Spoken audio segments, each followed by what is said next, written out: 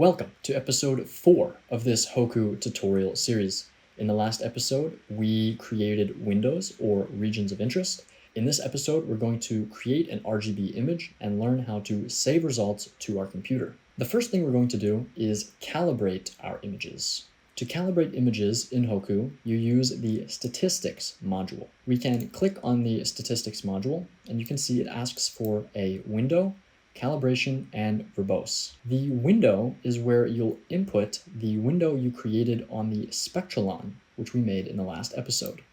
If you go into the Windows tab, you should have a window that you named Spectralon. We can copy that to our clipboard and paste that into the window field.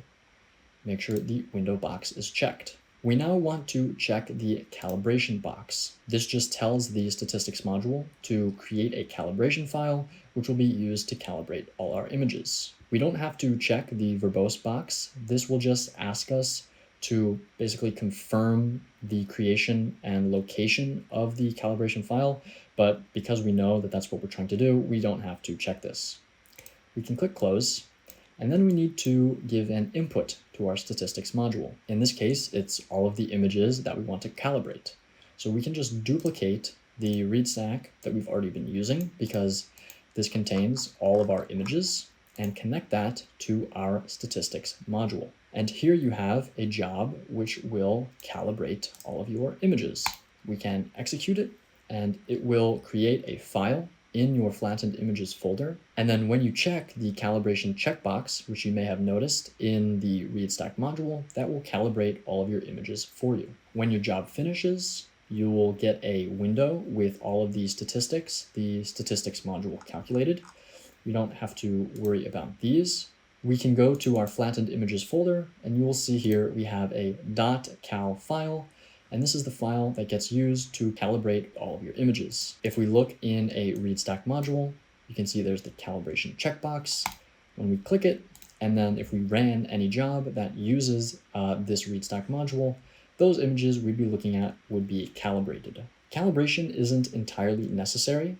For creating an RGB image, it's helpful because it gives you a more accurate result. But for statistical and deterministic processing, it really isn't necessary. It's really just another variable which you can use or not use to produce different results. So once we've calibrated our images, we can delete the job that we used and go back to our original triage job where we have a read stack and a show. In order to create an RGB image, we need the red, green, and blue bands from our stack. To do that, we need to use a color RGB module, which we'll drag from our cupboard and place in between our read stack and show modules. The color RGB module is not in the basic or intermediate levels, so you'll have to go to the advanced level to find it. It is up here. Drag your color RGB into your job and you can see that it is red, which means we need to give it more information. If you click on the color RGB module, you can see we get red band, green band, and blue band. This is where we will input the location of our red, green, and blue bands as they appear in our read stack. So we'll want to look at our images in our read stack and find our red, green, and blue bands. Our blue band is going to be 450 nanometers RB for royal blue. So we'll count 0, 1, 2, 3 down to our royal blue here. Our royal blue is band 3. So we can put 3 into blue. Our green is 530 GN, so 4, 5, 6. There is our green. We can say 6. And then our red is going to be 630 RD. It might be 627 RD for you. Whatever ends in RD. 7, 8, 9. Our red is here at band 9. We can check that and click close, and you can see our color RGB module turns green. So what's happening here? Our read stack is taking in all of our images. Our color RGB module is pulling only the red, green, and blue images from that read stack, and then our show is showing us the result. We can go ahead and execute this, and we'll get a 3-band color image. And right off the bat, you should see that there is something very wrong with this image. The parchment is not blue. This is not how parchment looks. You can see the colors in our Macbeth chart are Also messed up, this is not what the colors look like. So what's going on here? Well, we can look at our band showing and see we have 3 bands. 0, 1, 2, 3, yeah, that's correct. We have 3 bands.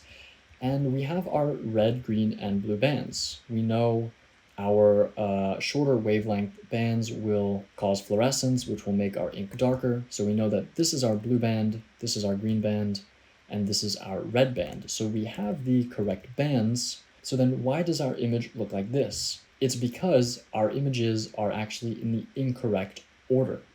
So here we have our blue band, here we have our green band, and here we have our red band. What we're looking at here is a blue-green-red, or BGR image. So the channels have been flipped. What we want is an RGB, or red, green, and blue image. But we didn't necessarily do anything wrong. This is actually a behavior of Hoku. It is the way that Hoku displays 8-bit versus 16-bit images. The images that we capture are 16-bit TIFF images. They're 16 bits because these are higher quality images which contain more information. But these images are also larger and more difficult to handle. Hoku displays 3-band 16-bit images in blue, green, red order, which is what we're seeing here. In other words, it's taking the bands in 2, 1, 0 order, which is giving us our blue, green, red image. So what we want is the red image to be at 2 and the blue image to be at 0. We can do this a couple different ways. What we could do is swap the bands in the color RGB module. So we could say that red is actually band 3 and blue is band 9. If we executed this, we would get a correct RGB image. But this is sort of unintuitive, and I mentioned that there's a difference between how Hoku displays 3-band 16-bit images versus 3-band 8-bit images. 16-bit images are displayed in blue, green, red order. That's because we capture in 16-bit images, and if we look in our read stack, you can see they come in order of wavelength. So blue would come first, then green, then red. That's why it orders 16-bit images in blue, green, red order. And you can see this is what we get if we flip the bands around. And I'll use this as an opportunity to show you the previous and next and linked buttons. If we zoom in and have them linked, you can see it automatically aligns them so they're easier to compare. But instead of flipping the bands around, we can just convert it to 8 bits so that it's no longer 16 bits. Hoku displays 8-bit images in 0, 1, 2 or red, green, and blue order, which is what we want. So we can put these back to their original numbers and use a pack module. If we click on pack, we get output type. We want integer 8 bits, and we can put that after our color RGB module and execute it this way. Hoku displays 8-bit images in red, green, and blue order because we will be saving the images we want to display and use on our computer as 8-bit JPEGs. 8-bit images are lower quality and contain less information than 16-bit images, but they're smaller and easier to handle. And you can see here that the same bands as they were in the first place, but converted to 8 bits, gives us a correct color image.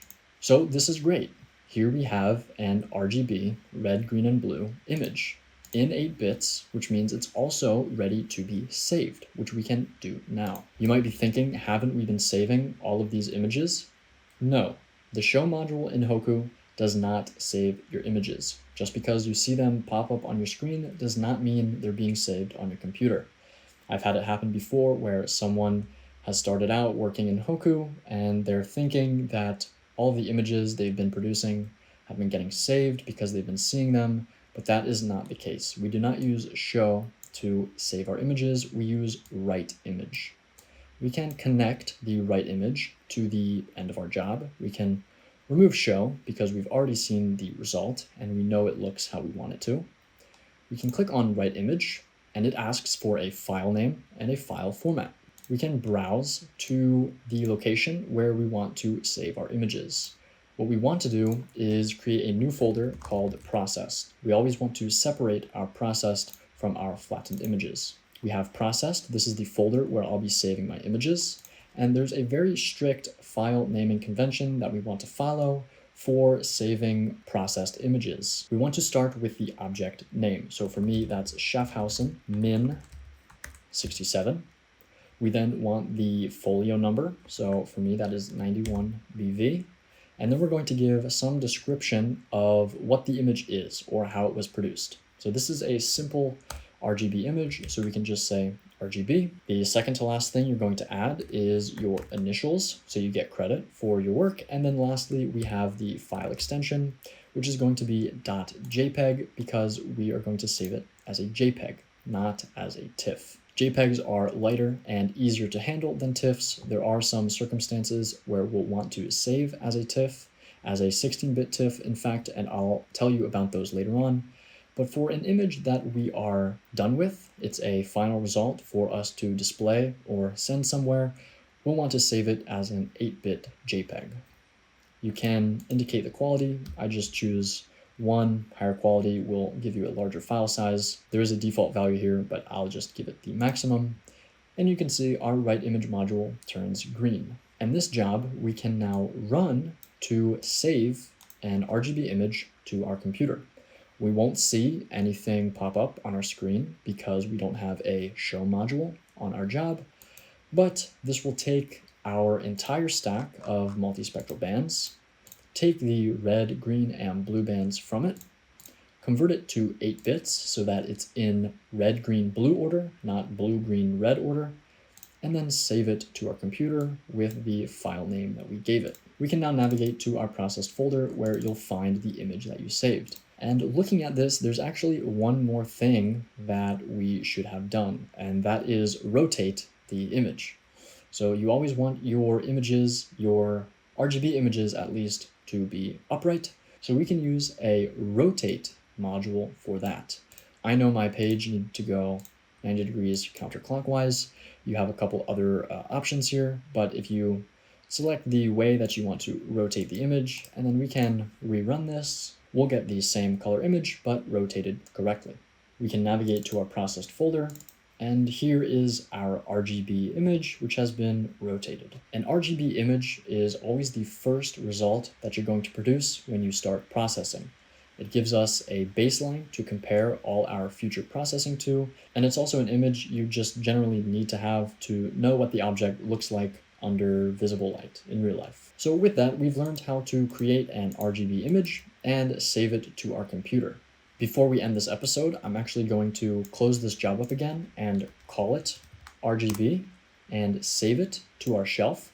This way we can always come back to it and use it when we start processing a new page or a new object. We can use the same job, and we have now a bit of a workflow for producing RGB images. That concludes episode 4 of the Hoku tutorial series. In the next episode, we're going to start with some deterministic processing. We're going to do some processing with the goal of actually improving and recovering the legibility of the text that we want to read.